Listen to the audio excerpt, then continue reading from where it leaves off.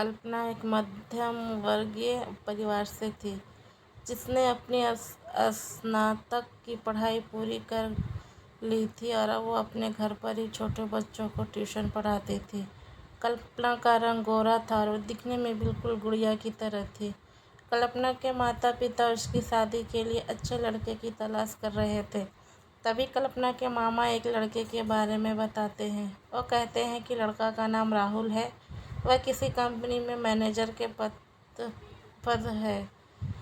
पर है और महीने के 70,000 कमाता है। कल्पना के माता पिता ने लड़के की फ़ोटो देखी तो उन्हें लड़का पसंद आ गया।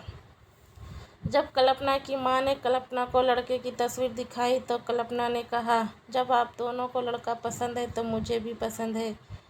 अब लड़का और लड़की वालों के परिवार ने मिलकर शादी की तारीख तय कर दी। कल्पना के माता पिता बहुत खुश थे कि उनकी लड़की की शादी एक अच्छे घर में हो रही है। पूरे धूमधाम से कल्पना की शादी हो गई। अब कल्पना अपने बचपन के घर को छोड़कर एक नए घर चली गई।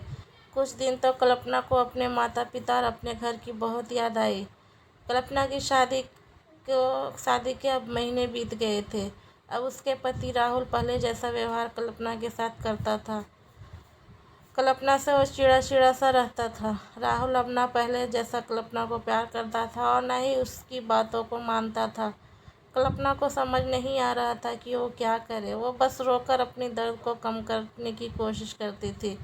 एक दिन कल्पना को पता चला कि राहुल सिगरेट पीने के बहाने छत पे जाता और किसी लड़की से बातें करता है। जब कल्पना ने राहुल से पूछा कि आप रोज़ाना छत पे जाकर किससे बात करते हैं, तो इस पे राहुल ने जवाब दिया कि वो मेरे ऑफिस का फ्रेंड है, बस उसी से बात करता हूँ और तुम अपने काम से मतलब रखो, ज़्यादा सीआईडी बनने की ज़रूरत नहीं है।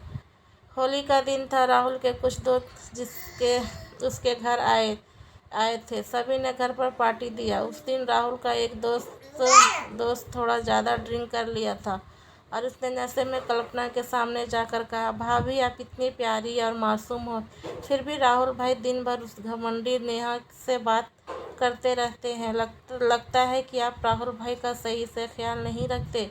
यह सुनकर कल्पना का शक अब हकीकत में बन चुका था। अगली सुबह जब कल्पना ने राहुल से पूछा कि ये नेहा कौन है और क्या लगती है आपकी? राहुल, मैं तुम्हें क्यों बताऊं? कल्पना, मैं बीवी हूँ आपकी। राहुल, देखो, तुमसे पहले वो मेरे लाइफ में आई है। कल्पना, तो फिर मुझसे शादी क्यों किया? राहुल, बस तुम अच्छी लगी इसलिए शादी कर लिया। कल्पना, अब तुम देखना मैं उस कमीनी लड़की को कैसे सबक सिखाती हूँ। नेहा को अब कब कल्पना ने कमीनी कहा तो राहुल ने गुस्से में कल्पना को बहुत मारा और उसे कमरे में बंद कर दिया। कल्पना के सास को सब पता था, फिर भी वो अपने बेटे के सामने एक शब्द भी नहीं बोलती थी। शाम को जब राहुल आया तब उसने रूम का दरवाज़ा खोला। उस दिन कल्पना की तबीयत खराब हो गई, फिर भी उसी हालत में उसने खाना बनाया। कल्पना ये सारी बात अपनी माँ को बताना चाहती थी, लेकिन चाहकर भी वह नहीं बता पा रही थी, क्योंकि वह जानती थी कि अगर उसके माता पिता को ये सब पता चलेगा तो वह परेशान हो जाएंगे। राहुल अब कल्पना के साथ नौकरानी जैसा व्यवहार करने लगा, छोटी छोटी बातों पर उसे मारता। कल्पना अब धीरे धीरे डिप्रेशन का शिकार होने लगी। उसके दिमाग में गलत ख्याल आने लगे। अब ना वो समय पे खाना खाती और ना ही किसी से बात करती। आखिरकार एक दिन कल्पना ने रूम में फांसी लगाकर आत्महत्या कर ली। कल्पना ने आत्महत्या का कारण किसी को नहीं बताया, लेकिन उसके सास को पता था कि कल्पना ने आत्महत्या क्यों किया। दूसरी तरफ कल्पना के माता पिता का रो रो कर बुरा हाल हो गया। कल्पना की मां ने पुलिस को आत्महत्या कारण उसके ससुराल वाले को बताया। पुलिस राहुल और उसके माता पिता को ले गए, लेकिन पैसों के दम पर कुछ ही दिनों में राहुल और उसके माता पिता जेल से छूट गए। जीवन में अक्सर अच्छा दिखने वाला इंसान अच्छा नहीं होता है। उसके अंदर कहीं ना कहीं बुराई छुपी होती है और वही बुराई किसी की ज़िंदगी को बर्बाद कर देती है।